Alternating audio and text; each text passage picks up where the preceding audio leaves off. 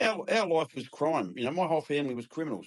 My old man was a painter and docker. My first memory of the coppers at my house when I'm 4 years of age, my old man blood all over him and handcuffed. They'd bashed him and brought him home to search the joint and trashed my mother's house. And it was inbred into me to hate the coppers. And so everything was illegal. Bang, bang. I'd kill that cunt. No. Ron Isherwood. Shootouts with police. Pentridge prison at just 17. International smuggling. Prison escapes. 3, 2, 1. YouTubers, Ron Isherwood this week. Ron Isherwood is quite a story too, and I'm lucky to have him on and privileged to have him on, and does have his own channel, which all his channels and links will be in the bio. I have done his podcast last year, and that's how I came to know Ron and his story. An insane story that he would turn it around and get out of it. Shootouts with police. Pentridge prison at just 17. International smuggling. All the stuff, prison escapes, off an island, swimming off an island. And these are times when jails were completely different. Make sure to subscribe, like, share, comment, become a member and support the channel. There's also YouTuber shirts available for those who want one. Drop a message and I'll... Ron Isherwood, born into a life of crime. How are you, Ron? How you going, mate? Thanks for joining us today. No, thank you, mate. My pleasure, brother. When you sent me the message, of course I'd come on, 100%. Yeah, awesome. 100%. Ron's got his own podcast for those who don't know, and all the links will be down below, and I'll do something in the intro as well to link it. So Ron, we'll start with where you grew up and how you grew up, the sort of life you had as a kid, which led you into the life I guess you had. Yeah, well, I was born in Victoria and I grew up in Melbourne. My old man was a painter and docker. Yep. For the generations that don't know what that is, that's the Australian mafia, really. Yeah. That was the Australian mafia, that's before we let the wogs. As we used to call them, the ethnics, we used to call them the wogs, Yeah. And you couldn't sort of just go and get a job down. It was on the Waterside Workers Unions. You couldn't get a job there unless you were family or introduced and brought. It's the same as the mafia. You had to be brought in. Yeah. And if you didn't perform, or if you give someone up, or you'd done something wrong, you usually fucking disappeared. They found your car in the Yarra River somewhere, and your body was never found. You were put into a pet mincer somewhere, and someone was feeding you to the greyhounds. That's how it worked. And so I grew up in that life. And as I said, my old man, he owned 2-up games, gambling casinos, and so everybody like a big melting pot in Victoria. Oh, so these like 2-up casinos. So that's like illegal. I'm guessing they were illegal those days. Yes, mate. Yeah. And 2-up's like an Aussie game. Yeah, the old 2-up pennies. Yeah. Yeah, so you flip heads or tails and people bet, yeah. That's it, mate. You bet on the head or you bet on the tail. And yeah. So he had one of those games and so everything was illegal. Everything was illegal. My first memory of the coppers at my house when I'm 4 years of age, my old man blood all over him and handcuffed, and they'd bashed him and brought him home to search the joint and trashed my mother's house. And I'm a 4-year-old kid, and that's my first memory of the police and me sitting on the bed and going bang, bang. You were going like that to them? Yeah, because I hated them. It was inbred into me to hate the coppers. Yeah. You'd be driving down the road and the coppers would drive past in a little Ford Anglia. You guys, half your poor buggers don't know what I'm talking about because, this is 1950s and 60s. And the coppers drove fucking FJ Holdens. They were on push bikes. We used to steal cars and open the door and knock them off their push bike. There's no such thing as radios. There's no radios or anything like that. Yeah. Just fucking knock them off the push bike and just keep driving, in an old hotted up FJ, stolen car. Yeah. So, My dad actually had an FJ, yeah. Our life was crime. My whole family was criminals. My uncle was my father, My grandmother, mate, at 14 years of age, I'd turn up at my grandparents' house because they had a house in North Fitzroy but had a garage. And I'd turn up with a car with a safe in the boot that I'd just stolen out of the post office or somewhere.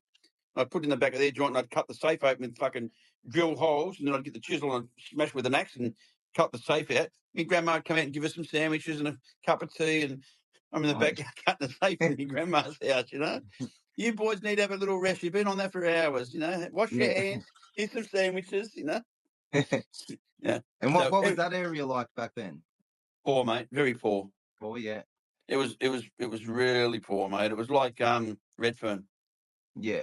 It was the same as Redfern. Where I grew up was very similar to Redfern back in the day. And then in 1971, I got pinched having a shootout with the coppers. I was with I was with 3 blokes. We were doing a break and enter, and the coppers turned up, and someone pulled a gun out and started shooting, and they ended up by fucking shooting back at us. And Were you in the house shooting out? We were in a building, yeah. We were in a big warehouse. We were breaking into a warehouse because, we were trying to break into an electrical company. And then 3 of us got shot. 2 got shot really bad, and I got the overspray of the shotgun. And So another the cops had a shotgun? No, the night watchman had the shotgun. Oh, yeah. The coppers and the night watchmen were all shooting at us. We're shooting, someone shooting back at them. And, so fucking, I was only 17, and that was my introduction to prison.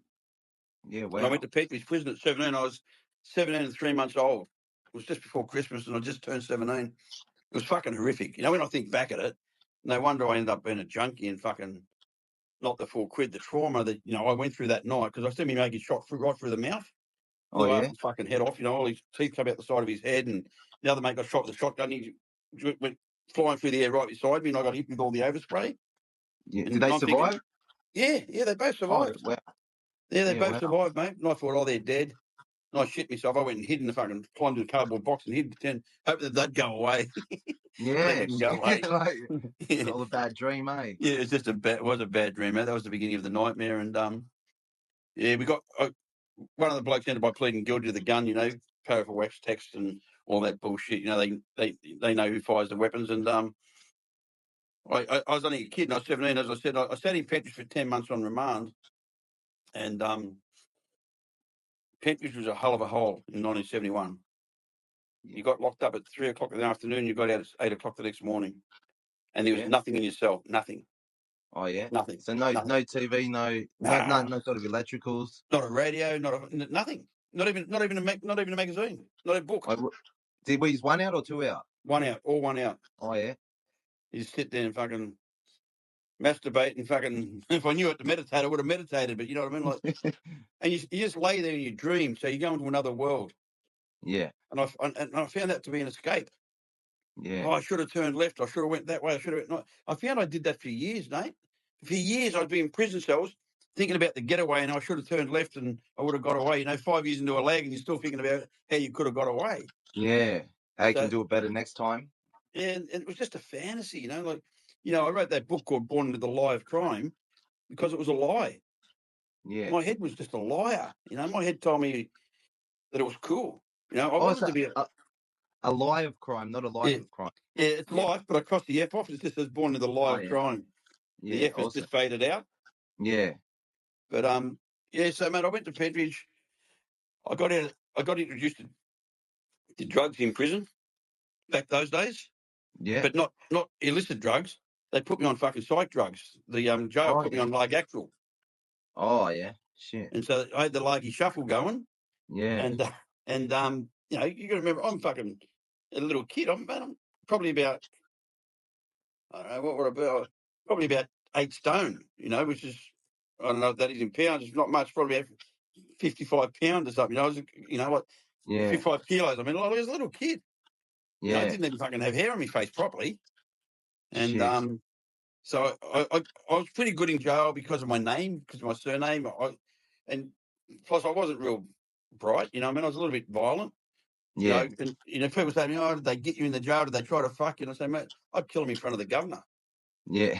I'd stab him in front of the G. I'd stab him in front of the fucking governor if they try to get me. And I told people that, if you might get me, but if you get me, this square up's going to be fucking phenomenal. Yeah. It's going to be like, you won't even fucking believe the square up's going to be like. Yeah.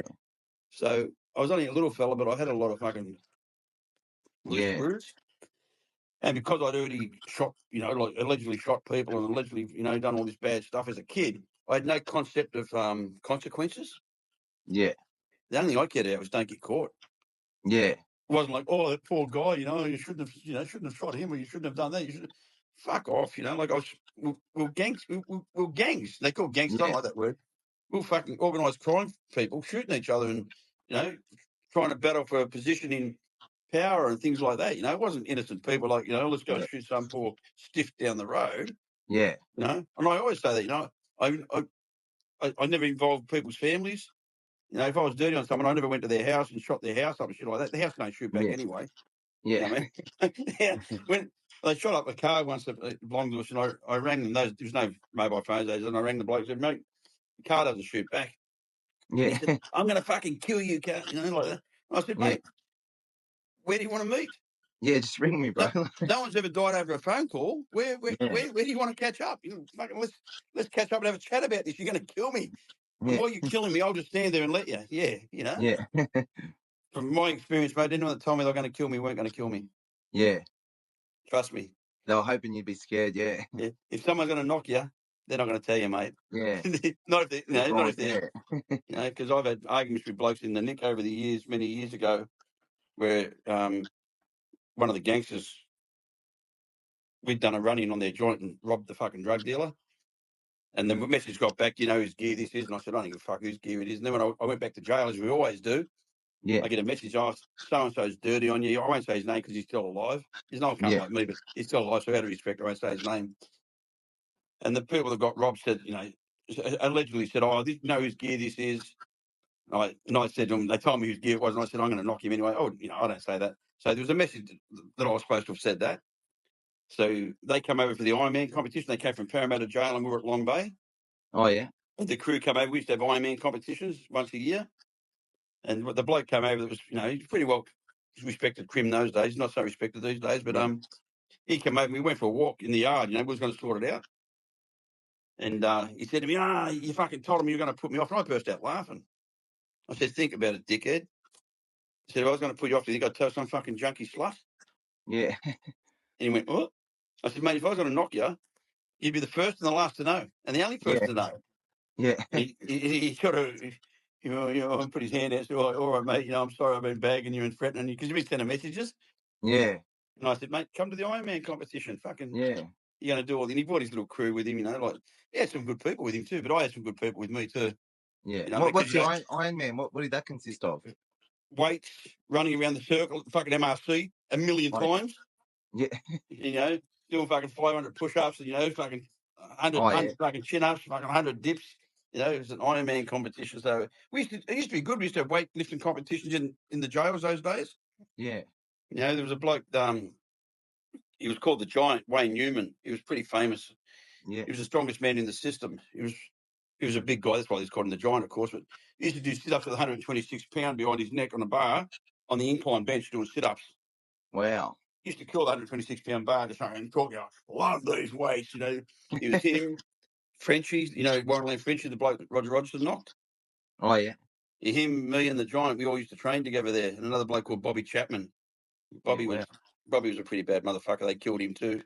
They shot him a few times and kicked the back window and climbed out the car and ran away. They thought they'd killed him. They'd taken him away. He kicked the window out and jumped out, but he bled to death, poor bugger. So yeah, there's some pretty hard men those days, mate. Real fucking hard. And you know, different world. You know, because you know, I know that, you know, the people that listen to your podcast, you know, they like to hear about jail and things like that, but the jail of those days to the jail of these days is different. Yeah, massively different. Yeah. There wasn't that many drug addicts in jail when I first went to jail. I was the odd man out. Yeah. You know, I mean, I really was. They used to be horrified. I remember I was having a shot one day and I made a syringe out of a pen. You know them draftsman's pens? Yeah. I made a syringe out of one of them. Oh yeah. I mixed the gear up and I dropped it in, and then I get another pen. And I put plastic on it from the tobacco pouch, and I just plunged it straight in. You couldn't jack it back. You just put it in and just plunge it away. And I had blood all over me. And one of the old lifers walked into the cell. He said, "Don't do that, mate. What are you doing?" He thought I was slashing up. Oh yeah. I was having a shot. You know what I mean? Yeah. But he didn't understand that. I was getting a shot away. And he's coming. He see me fucking stab my arm with the pen. He's like, "Oh, don't do that, kid. You know, it'll get better. Settle down." Yeah. I'm like, "No, it's all right. It's all right. I'm just having a little shot, brother. It's all right. It's all good." Yeah. So you know, the system was fucking broken, mate. And to me, using drugs in jail became remission. That's what I called it. Yeah. And what were you using? Like heroin? Yeah. I loved heroin. Yeah. I fucking loved it. It hated me. Yeah. It took everything I owned. It even started to take me dignity. Yeah. And that's the part I didn't like about it. Yeah. You know, it started to take me dignity, that's why I got off it, mate. I didn't get off drugs because I didn't love them. I got off drugs because I didn't like the person I become when I'm on them. Oh yeah. And so, like, if you don't mind, what were the kind of things you were doing, like, that made you think, like, this is fucked, you know? Oh, mate, letting family. My little sister, who's 11 years younger than me, so I'm talking when I'm 27, she's 16. She's coming out the jail and she's visiting me, and I'm fucking stoned on the visit. I used to have habits in jail because I was dealing in the jail. And she'd say to me, you're going to come and see me when you get out this time? I go, yeah, darling, I'm going to out to see you, I promise you. The day I'd get out and have a shot, fucking be remanded for sentence, back on the merry-go-round, back on the treadmill. And 6 weeks later, 6 months later, if I could stay out 6 months, I'd be wrapped. Yeah. Because the good times for me didn't last long, mate. I'd like to share the stories about when I had all the money and I had all this. They were very rare. Yeah. Even when I got good jail earnings. all the time. Yeah. And even when I got good earnings, mate, the money went back to lawyers. Fucking the Sheila that I was with, she'd piss off and get another bloke, of course, because she's got to get someone else to supply the gear. Because that's what we do. We take hostages. Yeah. Love you ever after. After I get pinched, I don't love you no more. Yeah. Till pinch us do part.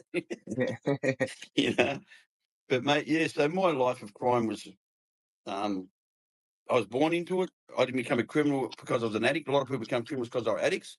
I was the other way around. I was a criminal before I became a drug addict. Yeah. You were raised into it. Yeah, I was born into the life of crime, And what happened for me, Nate, was that after I got clean, in 1981, as I said before, Warren Lee Frenchie and I were mates. Warren Lee Frenchie wasn't a drug dealer. We did time together, we trained together, and I used to tell him about drug dealing. But when he got out of jail, Nettie Smith, the good bloke, put him under his wing, and he was dealing for Nettie. Anyway, I got out of jail about, I don't know, end of 81, beginning of 81, I got out of jail, and I went and seen Frenchie, and he was dealing. And of course, it's like, mate, give us half an ounce on credit, mate, and I'll sell some, and so he's give me half an ounce. Comes back a week later, I'm short. And he's like, what happened? I said, just get another half ounce, I'll make it up this week. And come back this week, and he goes, I'm short again. He goes, mate, where the fuck's Ronnie gone? Yeah. He said, where's me mate from in the Nick that was loyal and fucking, staunch, and what he said he did it, and what he did he said, and said, who the fuck are you? You're just a fucking scumbag junk. He honestly said to me, he said, mate, I'm going to have to put one into your leg or something. He said, just to save face, because, that was his mentality. Yeah. You can't just keep fucking robbing me. He said, well, I'll let you rob me. Everyone's going to rob me. Yeah. Anyway, we laughed about it. We laughed about it. Save face. So that's an old school term. And I used to hear that a lot when I was young. And a lot of people, when I say it, they don't know what it means. But it's like, if I let you rob me, I'm going to let everyone's going to rob me. Yeah. I have to make an example out of you to fucking, so that other people don't think they can rob me, Yeah. And he said to me that day, he said, I'm going to knock Nettie. And I said, oh, mate, don't tell me that. Don't tell anyone that. If you're going to do it, just do it. Yeah. And anyway, I got pinched the next day, and Roger Rogerson knocked him a week later. Oh, yeah? Yeah, so because Roger and Nettie were mates. Yeah. So he's Frenchie's telling the wrong people he's going to knock him, so Nettie's heard about it. Fixed it up with Roger, so they cleaned it up. They cleaned up the debris. I went to rehab. I shit myself. I'm out of here. Yeah. For those who don't know, like if you overseas, so Roger Rogerson's a very well-known corrupt police officer from back in the day that was involved with a lot of obviously corruption, murders, drug dealing. He killed 3 of my mates. Yeah. He killed 3 blokes. 3 blokes I was in jail with. He killed. Oh yeah. Philip Weston, Bushy Burns, and Warren Lee Frenchie. Murdered each one of them. The other 2 he killed coming out of banks. Yeah. And Frenchie he set up and knocked. That's common knowledge. I mean, like, yeah, he was a dangerous, horrible human being. So I was in jail. So that's when I went to rehab. 1981, I went to rehab, and I started my journey into recovery. Because to me, I just wanted to get out of jail. And this was your first time in rehab? Yeah, mate. Yeah, that was my first time in rehab. And I escaped from Milson Island. Did you ever hear about Milson Island when you were in jail down there? Nah. There was an island in the Hawkesbury River called Milson Island. It's a prison. It used to be a prison back in the 70s. It was the best joint. How big is that? It's a couple of acres round. And there'd be about 80 crims on it. And we weren't locked up. The screws would lock themselves into a little hut overnight. 2 screws would stay on the island, and the governor. And the 2 screws would lock themselves in the fucking hut. And we'd walk around the island all night, smoking pipe, drinking home brews, get girls to come up on the boat, on a houseboat. We'd swim out to the houseboat and have a naughty. Yeah. It was the best fucking place. But I ended up escaping off there one night, fucking swam all the way up to the Brooklyn Bridge and went into town to score some drape. My head time that I could make it in time and get back before the muster. Because 7 o'clock, the screw locked himself up, and you didn't have muster again until 6 o'clock the next morning. Yeah. So I thought I could get out and come back, but I forgot about tides, tidal waters. You know, the water coming in. Oh, yeah. So I'm trying to swim to the bridge, and I'm thinking it'll only take me an hour to get there. Then it might take me something like 5 hours. Oh, Because the wow. fucking tide was coming the wrong way. I'm swimming and the fucking water's pushing me backwards. Yeah. The tide was coming in, mate. So Like, by the fuck, time this is far. and I was shitting myself. I smoked some pots. So I was paranoid and had a plastic bag full of me clothes and me tobacco. I used to smoke those days, and a bit of cash in this plastic bag that I'd gone around to all the boys at the island and said, "Give us some money. I'm going to go and score." So everyone's sort of throwing in. I only had a couple hundred, but that was enough to score. And every now and again, the bag would hit me on the leg, and I'd shit myself because I wouldn't know if it was a fucking bull shark or something. Oh, yeah. It was a bad escape, mate. It was a silly escape. And I went straight up to King's Cross, robbed a drug dealer, and just kept on using up there. Fucking got pitched 21 days later, and full of fucking drugs, and back in jail for an extra year for that 21 days. So it wasn't a great swap over. Yeah, and no Milson Island, obviously. No, and never again to a minimum security jail again. Yeah. Even I got me big lagging up in Queensland. In 2002, I got 18 years. Never went out of maximum security. Never went out of shackles anywhere. Oh wow, yeah. No, never. In all that time, they just fucking never let me go anywhere, mate. Just fucking completely. Oh, Queensland's fucking redneck. That was a whole new awakening going to jail up here in Queensland. You got clean before you got arrested in 2002? Oh yeah, I'd been clean for 16 years. Oh yeah, wow. So what happened there? You just still living that life because that's all you learned? Yeah, living that life, but also, I wasn't a desperate junkie, so you'd pick and choose your fight sort of thing. Yeah. And I had a mate come to me, and he had a great idea that he was going to smuggle some dope into Australia, and he'd fucked it up, and he said, "Oh, mate, can you help me out?" And that's the honest truth. And I said, I said to him, "This is a true story." I said, "Mate, I had plenty of money." I said, "Mate, I don't need to do this." I said, "If you fuck this up, I'll never talk to you again." Yeah. "No, brother, I won't fuck it up, I promise." It was already under investigation. I didn't know that. Oh, yeah. And what was it, like coke or weed or? Coke.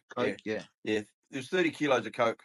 30 kilos, wow. But they pitched us for 12 because 12 came in didn't come into the country. They were already onto it. We were off before it even started, and they swapped it over, and 12 kilos come into the country. And mine was a financial investment. I just wanted it for the money. Yeah. I wasn't going to sell the coke. I wasn't going to fucking do anything with it. I was just going to fucking get the money back, and it was a financial investment. Yeah. And he got pitched, and I got sentenced to 18 years federal prison, so you got to serve half of it. So from 2002, I got out in 2012. Yeah. And mate, fucking 12 years ago, and just got back on the horse and started riding, mate. Still drug free. Yeah. I'll never use drugs again, mate. I'd rather put a gun in my head and fucking blow my head off than be back on the streets being a fucking junkie. Yeah. So how long you been clean now? 38 years, 5 months and 19 days. Wow. And even through all that jail too? Yeah, mate. Yeah, I stayed clean for the neck. Yeah. That's awesome, bro. That's impressive, eh? Yeah, and I'm the only person I know that stayed, that was in recovery, got pitched, went to jail and stayed clean. Yeah. Now, out of all my mates that have, over the years that have been in recovery and got pitched, every single one was busted, and I did the longest out of all of us. But mate, I just don't want to use. The truth of the matter is, the truth of the matter is, I don't like the person I become. Yeah. And I like the person I am today. If I say to you, yeah, mate, I'm going to do it, I fucking do it. Yeah. I like how you look at that. Because it's like you don't like the person. So it's the way you speak is like, it's like he's your enemy, you know? It is my enemy. And you don't want to know him, shit. I call it the pedophile. Oh, yeah, shit. That's what I call that head, that noise in my head that says use. That's the pedophile. He's been fucking me since I was a kid. Yeah, well, that's a like, as much as it sounds bad, it's a very good way to put it, because if I had an opinion like that, then any time using or drugs would come up, I'd be like, no fucking way. Like, instantly, like you're instantly against it. Yeah. That's why I called him the pedophile. It was like, as soon as he starts to talk to me, I'm like, I know who you are, you piece of shit. Get the fuck away from me. If I could ring his neck, I would. The sad part was, I tried to kill myself to shut it up. And then I realised I've just got to tell it to shut up. Yeah. I got the power here. Was that when you were younger, or? No, but wanted to knock myself. Yeah. Because when I relapsed the first time in 82, I got clean in 81, and I had a couple of drinks. As soon as I had a couple of drinks, I wanted to get on. I wanted to score and to get heroin. Yeah. I love heroin. I fuck drinking. It's too slow. Yeah. I like the fucking boomer. So, I had a couple of drinks, stole a car, smashed the car. The police came, stole the police car. Oh, yeah? 1982. Last time I had a drink in Canberra. So, you know, that's what happens to me when I drink. I break out in handcuffs. Yeah. As soon as I drink, I break out in handcuffs, you know. So I just got an allergy to it, mate. It's not a big deal. If you're allergic to peanuts, don't eat peanuts. Yeah. There's plenty of other things you can eat, eh? Yeah, I'm allergic to drugs. As soon as I take drugs, I can't guarantee my behaviour. Yeah. And as I said, I don't like the person I become to use because I will fucking rob anyone when I'm using. Yeah. If I'm sick, I'm going to rob you. Yeah. Even if I don't want to. But yeah, people have said that to me because I used to say, yeah, I'd kick in anyone's. I wouldn't give a fuck. Like, it's mine. Like, that's it. And they'd be like, oh, you wouldn't if that. I said, I don't care, bro, because I don't care if I die. Like, I'm either getting on or I'm dying. So you can shoot me or you can give me the shit. Like, yeah, I don't care who you are. You've got it. You're the target. I try to explain to people. I actually said it to someone the other day. I liked it when the dealer said no credit. Yeah, same. Yeah. So that gave me a reason to go back and fucking rob him now. Yeah, same. Like, give me a reason. Please say no. Yeah. What am I a cunt? Yeah. If I'm a cunt, then our friendship's now dissolved. Yeah. You're now the enemy. You have what I want. Now it's mine. Yeah, you say no, friendship's over. Now we're on. Exactly. I used to honestly wait for people. And I didn't care who it was. I didn't care if they were fucking gangsters or fucking connected. I didn't care. Bikies, whoever. I didn't care. Well, I liked robbing them the most, actually. Sounded terrible at the time. And they have got the most. Like. Yeah, well, now they have. In the old days, they didn't. Those days, they used to kick anyone out who used. You know, I know they still sort of have them rules, but they're like, they act like they're not touching them. Yeah. That's the veil of fucking invisibility. Yeah. Yeah. I say, you know, when I'm using heroin, I think I'm invisible. When I'm using speed, I think every cunt can see me. You know what I mean? Yeah. Yeah, that's it, eh? And now this new one, ice. Oh, yeah. That wasn't around when I was around. Like, that's where you really get the not caring, like, and it's just like, yeah, it's just, you just don't give a shit, you know? I'd rather be gone than be an ice addict. And I was an ice addict. So it didn't matter what I did. You can end me because I'm happy to go. Otherwise, I'm staying on this because I don't want to come down from it and deal with the fact that I'm an ice addict. So I need to stay off my head. 100%. And the one who cares the least has got the most power. Yeah. So I tell people, like, it can be anyone. You can't underestimate anyone when it comes to stuff like that because the people with nothing will do anything. They got nothing to lose. Yeah. When I got pinched for my escape, I remember I was fucking using a drug called Ritalin, which is amphetamines. Yeah. And I was banging them away, you know, fucking 20 pills at a time. I was fucking just trying to kill myself. And I got pinched, and the copper put a gun to my head after the recapture. It was a big chase, plate glass windows, I'm bleeding everywhere. And they got me on the ground. He goes, "What are we going to do with you?" And he knew me. I said, "Shoot me in the head and put me out of my fucking misery." Yeah. And I wasn't being a tough guy. I really meant it. You just wanted to go away, like, fucking shoot me. Fucking shoot me. Kill me. I just fucking want to stop this. And that's what I hate about this. This is why I love seeing people get clean, and I love seeing people with 6 because when I'm not using, I'm a pretty intelligent guy. Yeah. I make good money. I'm a fucking good earner, you know. I make good money. I make good businesses. I've got good friendships. I have a beautiful wife, beautiful children. And yet if I pick up a drug, I fucking burn all that down to the ground. Yeah. So that's why, you know. It's a good point you got there because a lot of people that do make money on that side of the law think that that's the only way they can make it. But even when people try to ask me, like, how did I change in that? I approach the straight world the same way I did when I was, like, running around being a gangster. Like, it's the same energy. It's the same, like, thought process, but it's in a legal way. And it's so easy to do. It's the same principles. You can keep everything. No one's coming to knock on your door. Like, Fucking, you get up in the morning, you do your train, you got to, it's a mental, physical, and spiritual disease, this fucking rotten thing, addiction. Yeah. And the mental part of it is I don't listen to it anymore. Yeah. I don't trust my thinking. I have a mentor that I've had for fucking 38 years, a mate of mine that we talk about shit. You know, if I think I can use drugs, I'm mad. If I'm mad, I need to talk to somebody who's not as mad as me. It's really that simple. It's really that simple. And I know that if I pick up, all bets are off. Yeah. It's like throwing fucking kerosene on a fire.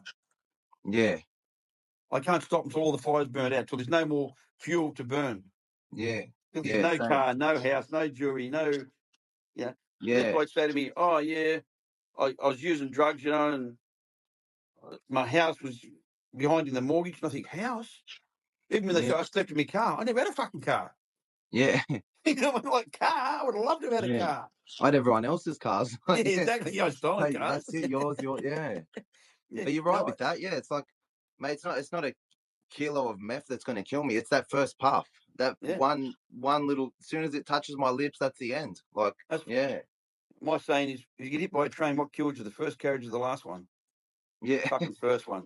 Yeah. The first carriage is what just killed you, motherfucker. Yeah, I like that. You know, I say it all the time. You know, when I try, you know, I run a rehab sort of business that tries to help people. I say to them, you know, it's not the fucking. And I say to them, you haven't got a drug problem. You've got a thinking problem. Yeah. You think that you haven't got a drug problem. There's the fucking problem. Yeah. You know what I mean? Like, you think it's going to be different next time. There's the problem. You think. Yeah. Ring me up and ask me, and I'll tell you it's not going to be different. Yeah. How do I know? Because I've tried it. Yeah. It's that simple, you know. Like, I can't. You're in a long lineup of other blokes that tried the same thing. Like, 100%. Yeah, I can't listen to someone teach me play table tennis if they've never played it. Yeah. And I want to be taught by the champion. I don't want to be taught by someone who's average either. And that's our nature. You know, your art. See, I'm really off the cuff with all my companies. All my businesses are just fucking hard work and determination. And it's just fucking consistency. I back up every day and I fucking practice and I train, you know? Yeah.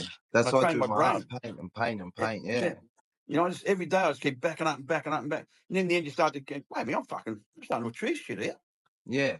You know, because I had a jewelry company for fucking 40 years, you know, I designed jewelry. Where'd that come from? People say, how'd you get in the jewelry company? I said, well, I was a jewelry thief. Yeah. I knew what good jewelry was because I was still on the best. So I knew what good jewelry was, you know? How do you know about all these incredible watches?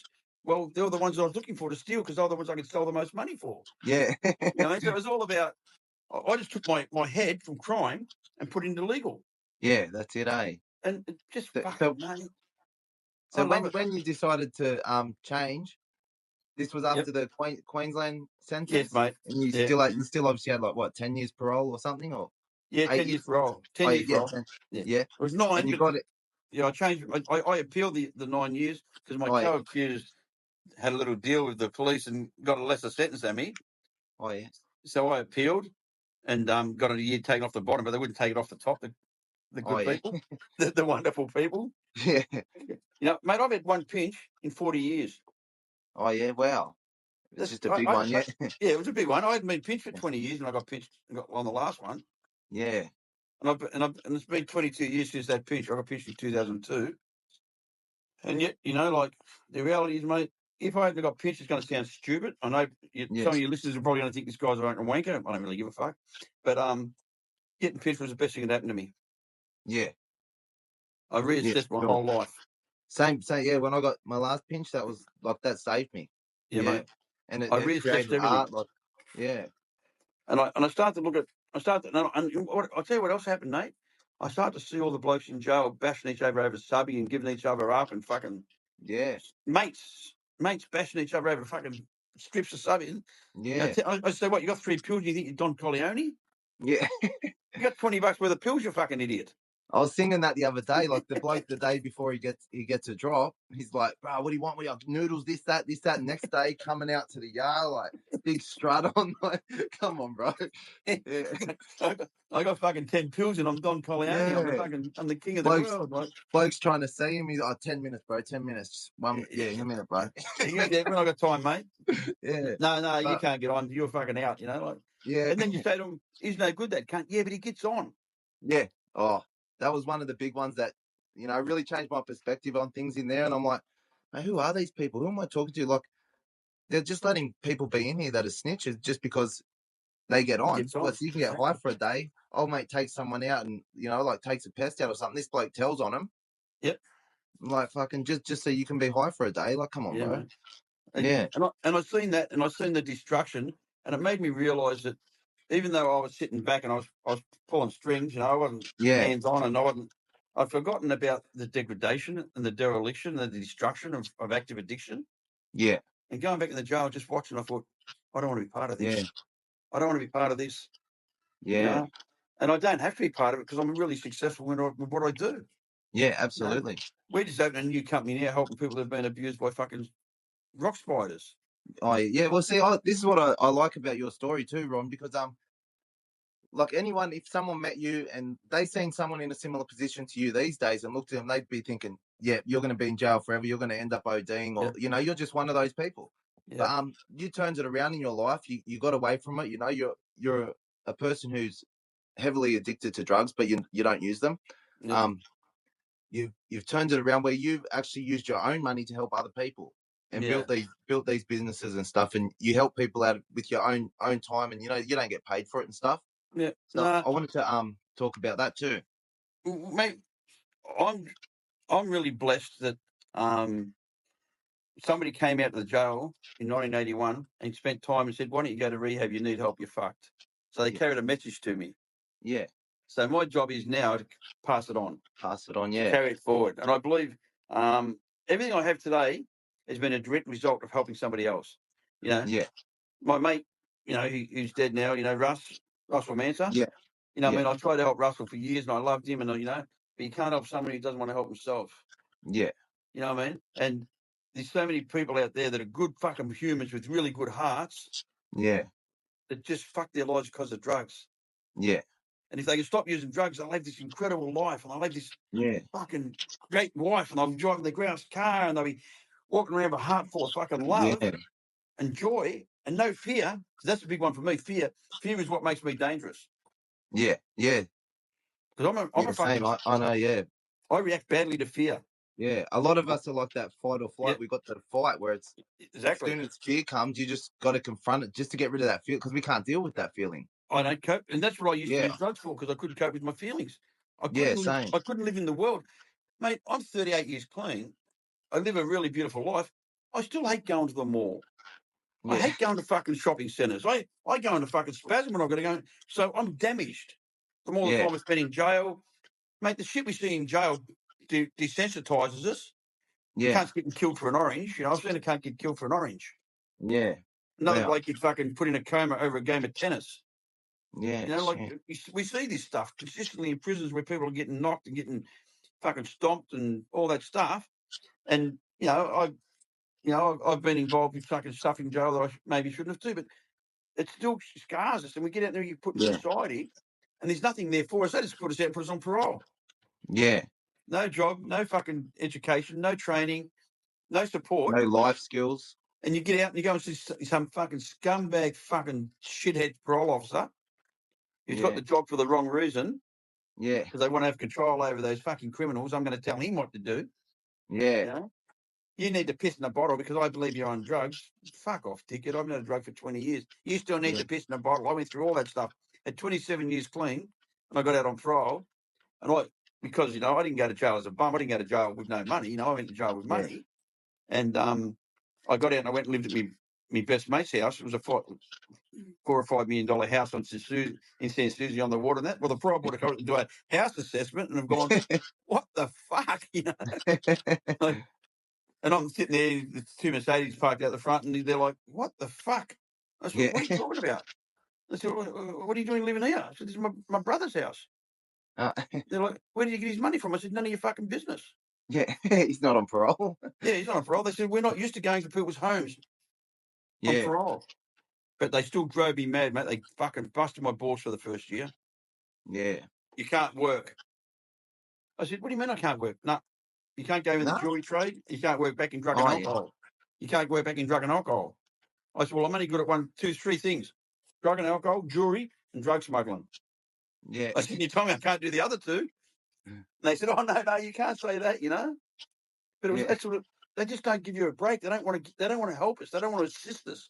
Yeah. You know? And boredom's a big thing when you've got no like I guess responsibility or direction or structure then that you have in jail, because everything's so in place, and then you get out with none of that, and then it's just like, fuck, what do I do? And then the thoughts start creeping in. People start ringing you because you've got now. The only people you know are pretty much the people that have just gotten out or that got you in there in the first place. Exactly, mate. And then they're like, oh, mate, just have one, we can't. Or parole gets you to do a group with all these people that you know from jail, and then it's like, oh, bro, you're out. You hook straight back up with them. 100%, mate. And that's what, you know, I'm really passionate about that. And I've approached correctional services up here, and New South Wales. At Wellington now, they're starting to think they're putting a rehab in there. Oh, awesome. I That's thought good. I'll write the Build process and rehab, not procedure jail. for it. Yeah. That's what we need. We need process and procedure for rehab. Yeah. And we had Metricon, you know, that big building company. Yeah. We had them on side to start helping people get out of jail and go and get jobs there. Oh, man. Awesome. You know? And they'll put them on to work. And we've got a whole bunch of things that we're trying really hard. There's a little group of us. You know, Jeffrey Morgan, he's another one. You know, Jeff's fully I'm on always his down to help too. Like, yeah, mate. if I can help anyone, And if we can get something started, we will call on you. You know? Yeah, for sure. Fucking, let's give people a start. Let's break that cycle. It's not. Yeah, I know a lot of boys in there, good artists and even Aboriginal artists, and you know I can show them the path I went down anyway. You know, just to give them some motivation and a little kick in the butt. You know, like show them that it can be done. That's why I was really happy when I seen you come on social media. Yeah, because you've got a fucking story. You've got a message to carry. Let's not make this a waste. Let's not make the life that we lived. And the experience we went through. Let's not make them a waste. Let's make them a lesson. Yeah, absolutely. And the lesson is to teach the lesson. Yeah, you know, for sure. As the elders, especially the Aboriginals, the elders are the ones you know that are respected, and you pass the message on. That's our job now. Yeah, my job is what to pass Russell the taught message me on. when I did come on, because I initially, I think for 2.5, nearly 3, I didn't even put my picture up because I was like, I didn't want to be judged on, you know, I still had that mentality. But then he said, bro, your story can help so many people because a lot of people know you inside. And they also, it's also, you know, you've become so successful from that life to do a complete 180. He said that if you don't tell your story, you're not going to help anyone. But when I come on, I'm like, well, how do I do it in that? You know, he goes, do some podcasts, but also you need to tell stories of your past because then you're going to attract the people that you're going to change. You know, so they'll listen to you and they'll realize that you're one of them. And then you show them what you're doing now, and then they're going to see the message. You know. Yeah, I always say you can't bullshit a bullshitter, and you can't con a con. It's not going to get to someone on here who's never been to the Nick or never fucking been a drug addict or never been, you know, through the streets and all that, and say, "Oh, it's really hard out there, and I have empathy for you." No, you fucking don't. Yeah. How the fuck do you know what empathy is? What's empathy? It's a word, motherfucker. Yeah. Like they read a book and get a degree. Like that doesn't help anyone. Like I've never listened to someone like that. If you walk down the street all night because you've got nowhere to sleep, tell me what it feels like to be homeless. Tell me what it feels like to be desperate and not afraid that you're prepared to kill somebody. Yeah. For no reason. Yeah. Because we have this fear, this insane fucking fear. You know. Yeah. What does it feel like to be awake for a week? And like, And because I don't know about you, but me, I have audio and visual. When I go into psychosis, I not only hear things, I actually see things. Yeah. You know, I haven't seen many things. Yeah. The shadows are there. You know, I remember. I've seen shadows and that. Yeah, I used to see the shadows, but mate, I'd lay on the floor of a motel and look at the crack under the door and watch the feet going up and down. Of course, the feet going up and down. People fucking living in other rooms. Yeah. They're out there. I know they're out there. You know. Then I'd start getting really crazy, start opening the windows. I know you're out there, you fucking dogs. Come and get me, you fucking dog. You know, like, oh, mate, you know. I don't miss it, mate. I don't miss it. Nah. I don't miss that life. You know, and today's my life this is, you know, I had a meeting today, business meeting, because, as I said, we're trying to start a new company. Like Russell's company, but over in New Zealand. Oh, yeah. I'm starting a company over there to help the survivors of sex abuse. Yeah, awesome. You know, we're still doing stuff in Australia with the survivors of sex abuse. And will there be can you give me the contact? Because I've got viewers from all over the world on here. So yeah, mate. Yeah. Give us the contacts. I'll put them in the description, and I will. I'll get the missus to email them to you, mate, because she's the fucking brains of the family. I'm just a good looking one. Yeah, awesome. And what other stuff do you do that like that you'd want that I can put links in the description to let people, if they want to contact you? If people want to contact me, they contact me through Ron at The Truth About Addiction. Yep. That's Ron's podcast, The Truth About Addiction. That's my podcast, The Truth About Addiction is the podcast. The book is called Born into the Light of Crime. You buy that from the Truth About Addiction as well. We didn't put that out. We self-published, and I'm not letting anyone else be in control. Fuck that. Yeah. You know, man, fuck that. I'm not letting someone else you can't write, you know, because Johnny Killick, the old bastard, you know, he helped me edit it. And he goes, your book hasn't got a lot of was it remorse into something? I said, mate, what? I haven't even got to that part of the fucking book yet. You know, remorse. Yeah. What's remorse? Yeah. I can't change it. The way I've changed it is by not doing it anymore. That's remorse. Yeah, 100%. Yeah, and helping others, like your actions. You know, because people think, oh, you're supposed to get up and say, oh, you know, I'm not going to tell people not to use drugs. I'm going to say, mate, if you use drugs and your life turns to shit and you want help, contact me. If you want to use drugs and fuck your life up, that's your business. None of my fucking business. Yeah. I can't judge you. I'm not going to judge anybody. Yeah. Fuck me dead, mate. My job is to fucking plant a seed. And if you're prepared to water it and fucking pull the weeds out, you can have a grouse life like I've got. Yeah, If you're 100%. not, Yeah. if you're not, see you next wagon. Yeah. Yeah. Mate, I remember getting out of Goulburn in 1970 something. And I got out of C division. My mate was the head sweeper there. His name was Bobby Malcolm. He was a double lifer. And I was like, yeah, mate, and see you soon. You shake hands, you give them all your stuff, and fucking, I'm out of here, mate. This blah, blah, blah. Yeah. I think I was back in 9 weeks. And when Oh, I got yeah. back, the old screw said to me, the sweeper job's still available. You want it back? You know what I mean? Yeah. And it gets like that where you're like, do you have that thought? You go back and you think, fuck, I'm way too comfortable with this. Like, you've been locked up an hour, you've just been out for weeks, but within an hour, you're not stressed and going, fuck, I'm locked up. You're just like, I'm back, like, I feel comfortable. You feel like you're at home. Yeah. Mate, I swear to God, I remember getting pinched. I was running really bad on the gear, on the hammer, but really hectic, and getting pinched and being in the cells at Redfern, thinking, thank fuck it's over. Yeah. I don't have to get up tomorrow and go and rob someone and drive around and hide him with a helicopter looking for me and all that madness. I swear to God, I remember laying in the cell and thinking, oh, thank fuck. I've just got to go and hang out. And that was when I went to rehab. That was the time I went to rehab. That was in 1981. Yeah, awesome. And I remember it because Graham Henry was he'd just been shot by the coppers and he was in the hospital. And I was in there. I was that sick. They took me straight from the cells straight to hospital. I weighed, we'll put it this way, I wore women's size 6 jeans. Oh, wow. I was like that. I was so tiny. Mate, and I was fucked. And I had hep C and I was bright yellow. Yeah. I was bright yellow because I had the hepatitis and my liver function was failing. And I was going to die. And they arrested me, took me straight to the Long Bay Hospital, put me in hospital. And Abbo was in there from just getting shot, and that's when he said to me, mate, you got to do something about yourself. Look at you. Because in the nick, I'm always fucking trained up and pumped up, and I'm an ex-boxer, so I'd be training and sparring and fucking teaching people to fight. Then I'd come back like 6 weeks later, I'd come back look like I'm by Africa. Have an eat. Oh, mate, I love recovery, mate. I love being clean. Yeah. I love helping people. Yeah. We're just going to do a thing soon. We're starting to do a thing where we're going to go and feed the homeless people. Oh, yeah, awesome. We're building a trailer. Me and a couple other mates, we had a meeting about it 2 nights ago. We had dinner and we said, how can we help the homeless? Because my little boy's only 8. Yeah. And we go out, him and I, every winter we go and get some jumpers made, hoodies. Oh, yeah. And we get them printed, The Truth About Addiction.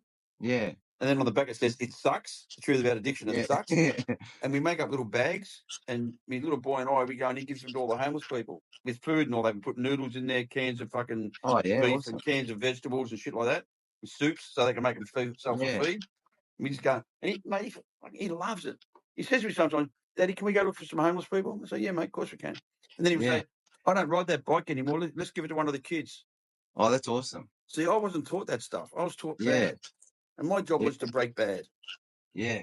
I'm breaking and you've bad, done that, Like life had other plans stuff for you, but you've definitely turned it around and changed it. But and anyone can do it. Look what you're passing on to your son now. Like, like the message you're Everyone passing. can do it, mate. Every single person, you just got to have a go. You just got to have a go. You dead set got to get up and have a fucking go. Yeah. We're not victims. No one that, and this is weird, a lot of people don't like Andrew Tate, but this is something I heard Andrew Tate say once, and I was like, fuck, that's actually like, he's never seen anyone fail that doesn't keep having a go, like anyone that has a go and doesn't give up doesn't fail. You only fail 100%. When you give up. Yeah, I believe that. I believe that with 1,000,000%. And I say all the time to people, I'd rather you make no decision than have indecision, because at least you can change it if you make the wrong one. Yeah. Indecision, you're just nowhere forever. Yeah. Well, will I, won't I, will I, won't I, will I, won't I, will I, won't I? Just fucking, will I or won't I? And if will I's not working, change it. Yeah, if you fail, get back up. 100%, mate. 100%. And there's no such thing as failure. It's lessons. Yeah, all lessons. Everything's a lesson. I learned that. The last few years that mate. I wasn't failing. I was learning, and every time that I get knocked down, I'm one step closer to fucking succeeding. Muhammad Ali said, "It's not how hard you punch; it's how many times you get up." Yeah, that's it, eh? You know, you got to get up. Every time you get knocked down, you got to get back up. Every time you get knocked down, you got to get back up. You know, I was listening to Roger Federer doing a speech at a college university, and he gave his statistics, how many games he'd won, and how many majors he's won, and how many fucking he's on top of the world and so much. He said, what do you think my winning rate was per point? Oh yeah, 54%. Yeah, 54%. yeah. It was consistently 54%. So he was only winning half of his games and 4%. Just over, yeah. It just blew me away. I thought 54%. He was the greatest tennis player ever. Yeah, that's crazy, eh? And it was 54%. And we always expect, we should be doing perfect. We should be doing this. No, we should just be doing our best. Yeah. But do it consistently. 54%. I say it now all the time, 54% consistently. Yeah. That's a good one. That'd be like, if you know that saying, that's a good shirt, eh? Like 54%. Yes, mate. 54% consistently. Yeah. Consistently. Yeah. We've got to give it consistently, because it's over the long period of time. If we give it 54%, we're 4% in front. Yeah. How beautiful. You know? Yeah. And we're thinking, we've got to have all this stuff. We've got to do all these things, mate. All we've got to do is be kind to ourselves, try not to harm others, and to give a little more than we take. Yeah. That's it, yeah. I think it's clean to be a bum. I got no problem about people making money. You've got to make money. But I try not to make money at other people's suffering today, which is the difference. Yeah. It's really important that I don't harm people anymore. Yeah. Because it harms me. Yeah. I've harmed enough people in the world. Now time to help people. Right. I love helping people. I've learned from all them lessons, so. Yeah. Mate, I'm so proud of where you come from. I'm so fucking proud of what you've done. And I say that sincerely. Yeah. And I really respect your art, And look at me, I'm obsessed with art. Look.